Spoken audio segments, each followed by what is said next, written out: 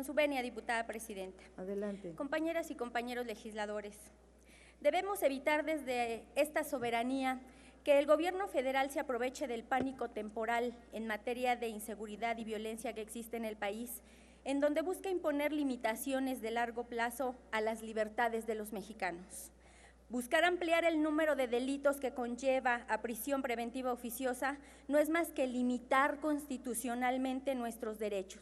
para hacer ordinario y habitual un régimen que tendría que ser excepcional. Pero peor aún, quieren sacrificar derechos alcanzados por grandes luchas democráticas que han dado mexicanas y mexicanos con el fin de compensar la ineficiencia institucional.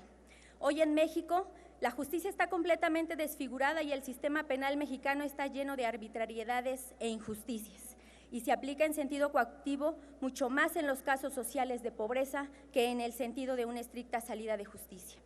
La reforma constitucional en materia de prisión preventiva propuesta por esta soberanía está dejando en una posición de desventaja al principio de presunción de inocencia consagrado en el artículo 20 constitucional, que manifiesta que un imputado debe gozar de su libertad en tanto la autoridad no esté plenamente convencida de que fue éste quien llevó a cabo el delito que se le imputa, y la prisión preventiva debe ser utilizada excepcionalmente, ya que puede llegar a ser violatoria de este derecho. Coincidimos en la necesidad de un combate efectivo a la delincuencia y a la corrupción, pero no podemos atentar contra derechos alcanzados históricamente. Las garantías del procesado deben ser eje rector de nuestro sistema de justicia, pues de lo contrario se estarán vulnerando derechos, especialmente de los que tienen menos medios para defenderse.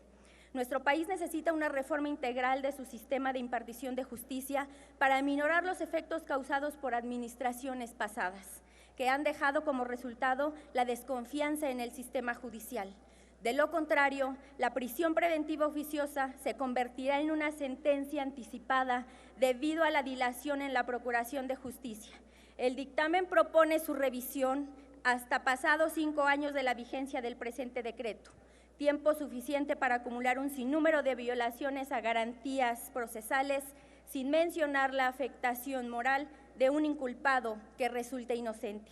Es menester mencionar que esta reforma también afecta la autonomía institucional del Poder Judicial, pues la facultad de imponer medidas restrictivas de la libertad debe ser ejercida por un juez en estricto apego al artículo 14 constitucional, y la propuesta aduce a la presión sobre la autoridad judicial de imponer prisión preventiva en función del señalamiento de la comisión de uno de los delitos enumerados en su texto. El control gubernamental no debe estar por encima de los derechos de los ciudadanos, porque